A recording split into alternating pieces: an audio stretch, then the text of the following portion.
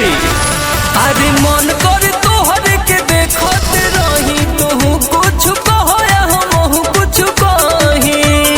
अच्छा हंसेलू जब ये गोरी लहगे की फूल खिले। राजा जी रौरा गोदिया में गजबे आनंद मिले।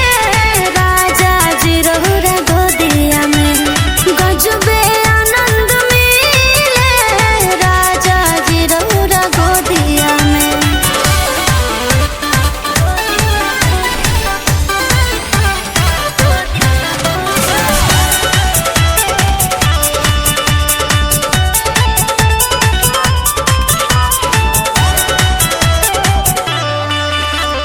अंगना में चांद बन के उतरल बड़ुए गोरी।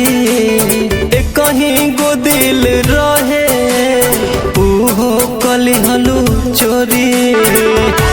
अच्छा बोलेला बोलिया लुभावन बलन लगे बड़ी मन भावन बलन।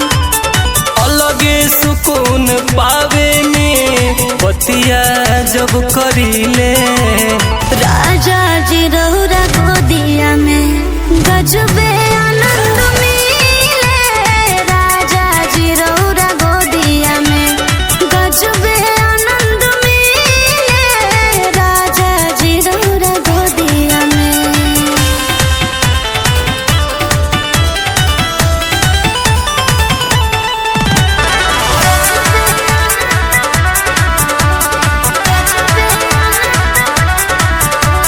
तहरा बिना अकेले अच्छा न लागेला हो। अमृत सोनू तोहरा पीछे भागेला हो। नजरिया तोहर कतिला ना बहो ए दिल तोहरे प दीवाना बहो। तोहरे में ये करे जा हरदम